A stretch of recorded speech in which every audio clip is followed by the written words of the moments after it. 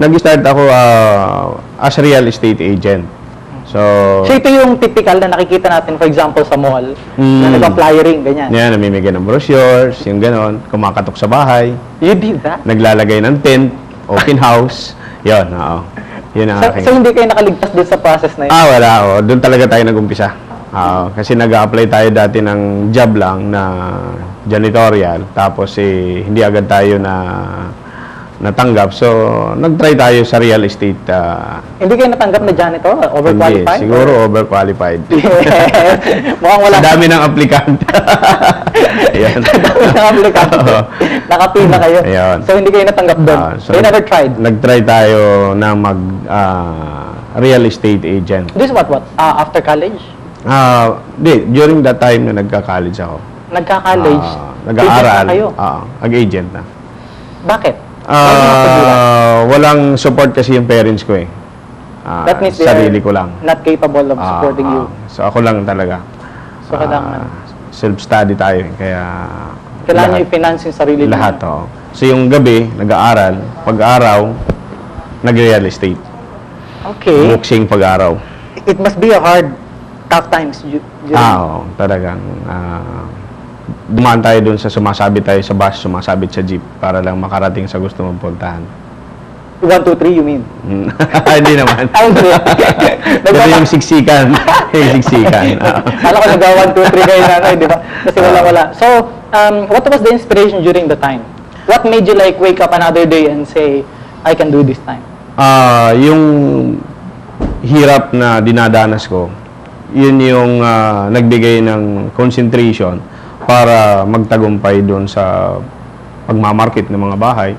Parang hindi ko iniinda yung hiya, hindi ko inihinda yung mga pagod. Kasi kailangan nyo. Kasi kailangan. Kasi, who were with you during these times? yung isang uncle ko na broker din, at yung kaibigan ko na developer. Yun. So parang kasama na kayo doon? Yun, doon ako na group. What did you take in college? Marketing din ako, BSBA ako sa UE. Then, noong 91, nakapasa ako ng real estate broker. Doon ako nag-start na magtayo ng invest on realty. Right. So, professional na. Let's talk about your academic subjects. How many failing grades did you have? Medyo madami-dami. Kasi puyat. Kasi puyat di ba? Mahirap pagsabayin. Tapos yung pagka nasa negosyo ka na, halos ginagawa mo yung gabi na araw, mas madali mo ma-reach yung quota mo. Right. Yan. Is there any point na sinabi mo sa sarili mo, nakakapagod, tigilan ko na lahat ng bagay na ginagawa ko? Siguro, sa loob ng 3 taon, may mga ganong pagkakataon. So usually, paano ka babalik? Paano ka babalik kapag ka nakaramdaman mo na parang ayaw mo na? Titingnan ko lang yung mga obligasyon ko. May obligasyon ka pa nung time na yon? Mayroon. Hindi lang yung para sa sarili mo? Hindi, oo. Ako yung nagpapaaral ng 4 kong kapatid. My goodness, sir. Are you a human being or something? Kasi namatay yung father ko, 37 years old eh. Ako yung eldest sa 5 magkakapatid na lalaki. So, lahat kami is from Tacloban, Leyte, no? So, yung pumunta ko na Maynila, nag-aaral pa lahat yung mga kapatid ko. So, kailangan ko pang suportahan doon. So, meron kayo experience sa real estate as a real estate agent. And then, nagtayo kayo nitong Omniland at Invest and Own. Nauna yung Invest and Own. Invest and Own. Okay, so, did it require huge capital financially? Oo, mayroon. Kasi yung pambili ng tripping vehicle. Okay, so where did the capital come from?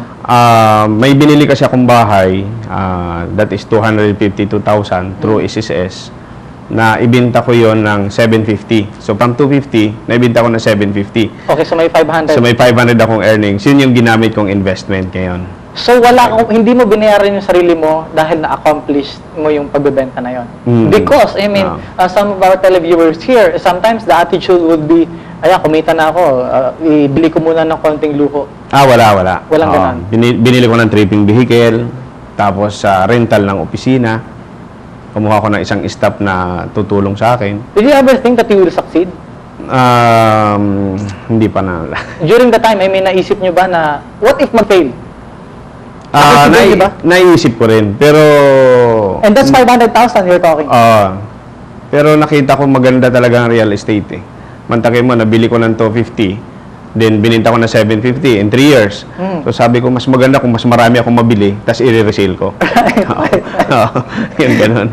So, yun ang pinaikot ko ngayon para makapagtayo ako ng invest and own realty. Alright. Yan. Hanggang sa dumami ngayon yung mga nag-join sa akin. Bakit marami nag-join sa inyo? Dahil sa Gandang lalaki. sipag at yung pakikitungo, yung relationship sa kanila, yon. Kasi kahit ka daw mayaman, kung nakaapak pa rin yung paa mo sa lupa. Is that the reason why, Toyota Vios yung dinadrive nyo ngayon sa halip na BMW? Is that one of the reasons? Oh, yun. I think you're showing a good example do sa mga tao na, you don't have to have these luxury cars whatsoever. Ginagaya lang kita eh. Right. So, so saan ang galing yung direct? Meron pa tayong sunod na binigay. Yeah, but I think it's a good example that you're setting. And a lot of people love you for doing that. What I would like you to ask is, now that you're here, sino naman nakasama nyo ngayon? Sa buhay, yung aking 3 anak at isang wife. Isang wife. A good thing you specified. Isa lang. Okay. Nag-iisa. How do the kids do? Ngayon, nasa Southville yung dalawa, then yung isa nasa UNP, sa Ortigas. Do you see any leaning to real estate? Sila? Wala pa, although may guide sila na maganda yung ganito negosyo at yun ang nagpapaaral sa kanila. Minsan sinasabi ko na sila yung magtuloy, pero mukhang may kanya-kanyang direksyon. Okay. So, wala kayong doon. Bahala kayo kung ano gusto niyo. Bahala sila. Yan. Pero ang another purpose nito, mas marami kasi ako natutulungan na mga tao na magkaroon ng trabaho. So this goes beyond your personal desire to kasi ang daming nagre-retired. After ng retired nila, totally parang nanghihina na yung mind nila kasi wala na silang ginagawa. Pero pag pumasok sila sa Invest and Own, sa Omniland, balik na naman yung sigla ng mga isipan. Yeah, I understand. Di ko ang pinaka-on time magbayad sa lahat ng brokerage firm sa Pilipinas. So, malamang kaya marami kayong tao. So, you're seeing more opportunity in the coming years. Madami. Hindi ito yung, kumbaga parang wala pa tayo dun sa pinaka-peak. Wala pa. Marami pa tayong future na project at improvement ng ating economy. Maganda yung dating ngayong bagong taon na ito. Right. Medyo di-focus na ng konti. Kaya kailangan yung tumapit. Medyo. Okay. So what we're going to do is we are going to ask you for a monologue of the picture that will be flashed on screen.